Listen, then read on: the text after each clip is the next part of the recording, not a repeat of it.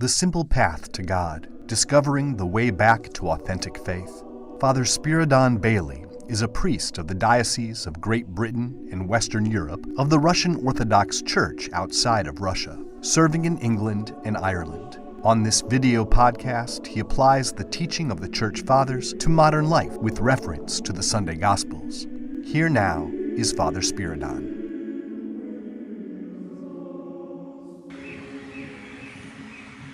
One of the slogans we've heard so often in recent times is follow the science, trust the science. This is such a manipulative phrase, a phrase intended to undermine other opinions, beliefs, ideas, undermine anybody's opposition to something that's being stated. Oh no, trust the science, I follow the science. But it's part of a wider issue, and something that Christians should reflect on and be aware of. First, let us remember that the word science itself comes from the Latin to know. To know. And we should acknowledge there are today many honest people and many Christians working in different scientific fields who are attempting to discover knowledge, to explore through science the world around us. But there has been a shift in the foundation of science and scientific thinking that we as Christians should be aware of. A huge shift in the very foundation of science itself. Scientific knowledge was traditionally based on what is observed. It was a process of seeing and proving through repeatable experiments, through testing, the testing of ideas and hypotheses, through the observable world. And we must understand that much of the science of big ideas, has abandoned this approach. So much of science has abandoned the idea of testing hypotheses simply through observation and experiment. Today, many hypotheticals and mathematical arguments have replaced observable evidence and testability and experiment. Perhaps the greatest example of this is the theory of evolution. The theory of evolution is not proven by what we can observe in the world. Let us be absolutely clear on this. Observation, evidence, does not support the theory of evolution. In fact, not only does it not support this theory, there is a great deal of evidence that directly challenges and opposes the theory of evolution. Not just the Cambrian explosion, but the absence of fossils of one species moving and becoming another. Something very often treated as unimportant by believers in evolution. There is no evidence that animal types have a common ancestor, as Darwin argued. And of course, many modern evolutionists take a different view to Darwin himself in light of the evidence that is appearing. Darwin's theory contradicts the evidence. And Darwin knew this. He was troubled. He was troubled and believed that when sufficient evidence became apparent, it would support and change the perspective in support of his theory. Now, we mustn't be confused by adaptation, the response to environmental factors. Adaptation is a real process. But unfortunately, many people who don't understand what the actual theory of evolution is about take adaptation to equal evolution. The two things are very different. It isn't just a lack of evidence, of course, that we should be aware of. believers in evolution have faked evidence. They have faked it. So-called scientists have faked evidence to support this theory of evolution. And such is their faith in the theory that they believe that the lack of evidence was not an issue and that they could produce their own. For example, in 1913, the most famous example, the Jesuit Pierre Teilhard, he fooled the world with his supposed discovery of what was called Piltdown Man. And the scientific world declared that this was the body of an ape transforming into a man. And for 40 years, this was used as evidence and taught in universities. It was quoted in all the texts, the books about evolution. And for 40 years, those people training in scientific fields took this as evidence. And it had informed the way of thinking. So that this fraud not only influenced the scientific world, but a whole generation of normal, ordinary people accepted this as reality. It became embedded in Western consciousness. Western consciousness was formed and moulded by this fraud, by this lie. It was propagated in the media, by scientists, by the textbooks, by our universities. And then, of course, in 1954, it was shown that Piltdown Man was simply a fake made up of a mixture of human bones and orangutan bones that had been treated and altered to fool the world, deliberately altered to fool the world. Now, this need to fake evidence speaks for itself, I suppose, but also the willingness of scientists to perpetrate the lie speaks volumes. Now, of course, none of this is taught in our classrooms, and neither is the fact that Darwin was an absolute racist. He believed that black people are inferior, not just black people but other races too, inferior to white people. We aren't taught this very often. The full title of his famous work, The Origin of Species, as most people refer to it, the full title is The Origin of Species by Means of Natural Selection, or the Preservation of Favoured Races in the Struggle for Life. The preservation of favoured races. That is conveniently left out in most references to Darwin's work. But evolution not only lacks the necessary evidence, the theory of evolution contradicts some of the most foundational principles in science. The very foundations of science. For example, the second law of thermodynamics. The second law of thermodynamics says all matter, living or inanimate, moves from a condition or a state of order to disorder. This is one of the very basic principles of science. Everything in the natural world, alive or inanimate, moves from order to disorder. And this is exactly what is observed in every aspect of the world around us.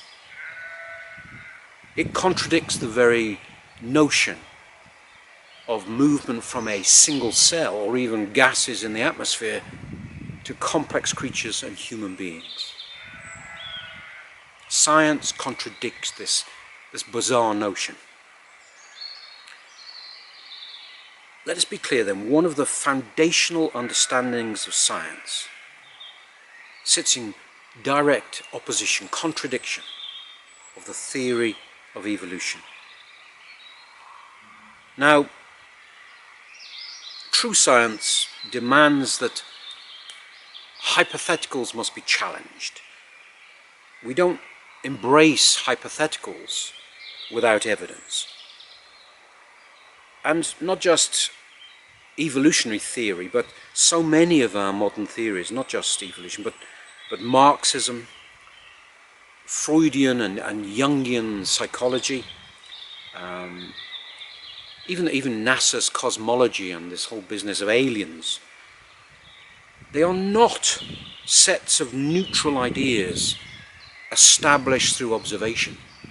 The popular idea of science is that somehow scientists are working neutrally to explore and discover these objective facts that exist in the world around us.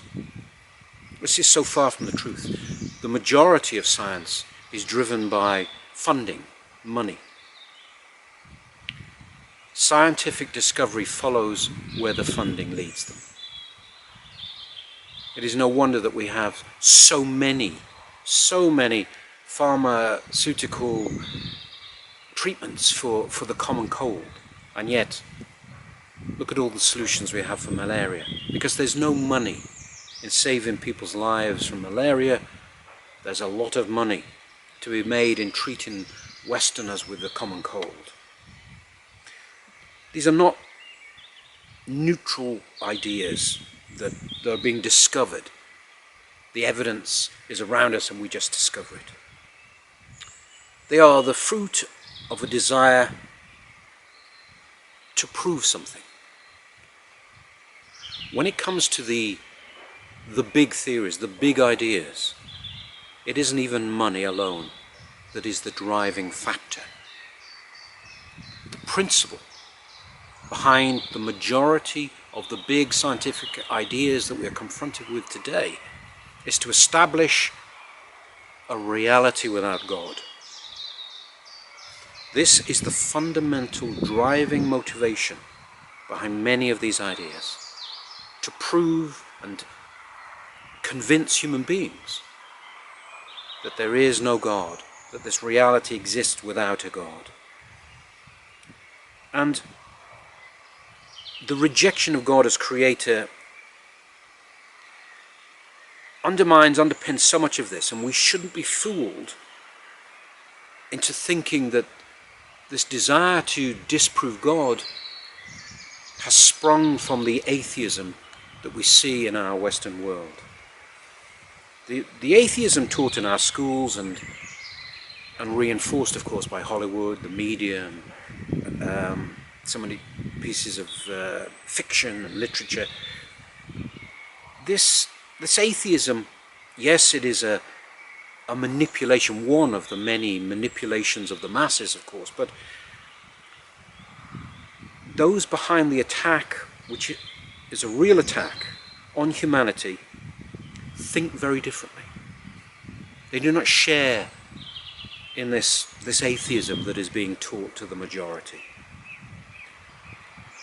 Those who have slowly but methodically molded public opinion have never been atheists. The Freemasons, the Kabbalists, they have their hidden religious beliefs.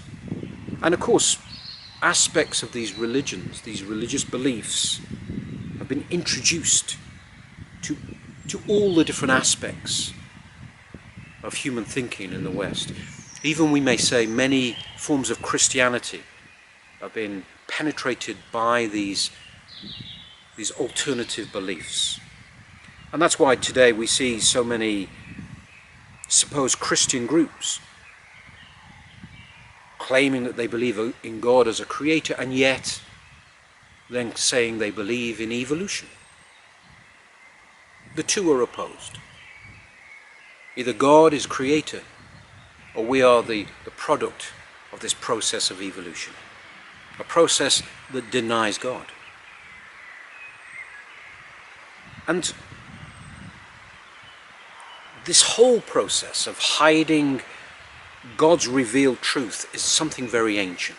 And of course we see Jesus confronting the Pharisees who were clinging to their oral tradition over the written Torah, the written tradition of Moses. And of course the beliefs of the Pharisees then went on to develop to become the principles of the Talmud that is so prevalent today. It is the false, demonic faith that drives the lies dressed up as science.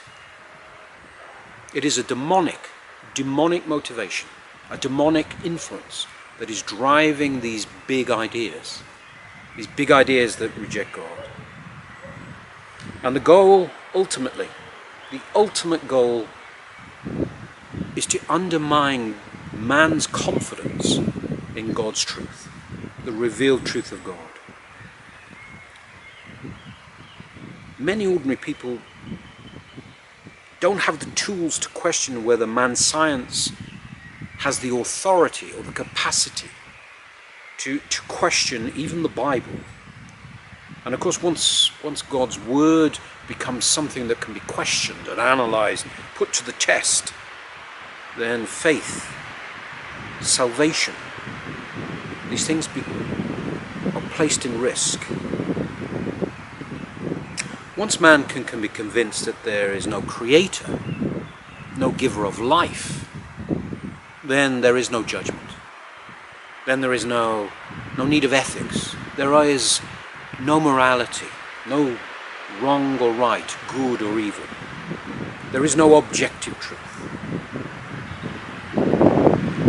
And we see the demonic at work in this, because then man is set free to do as he wills, whatever his heart leads him to do.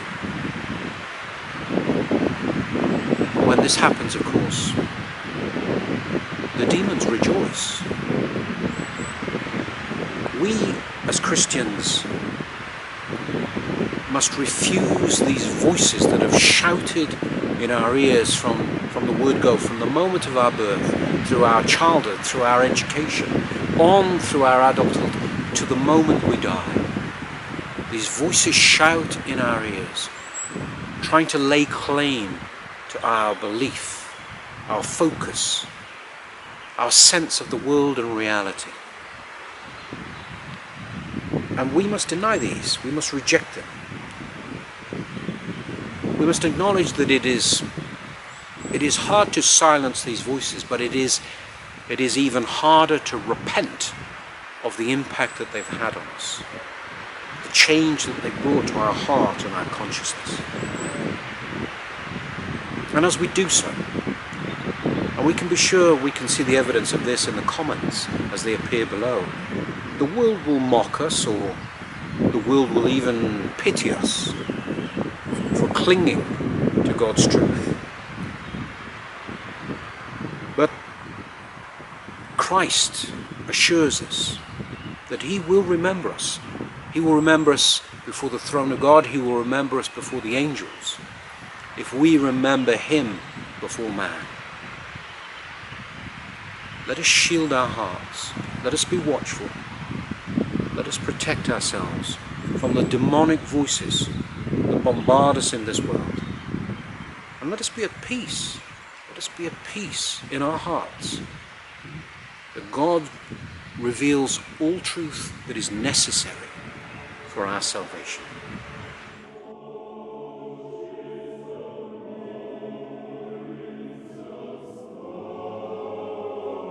The Simple Path to God, Discovering the Way Back to Authentic Faith.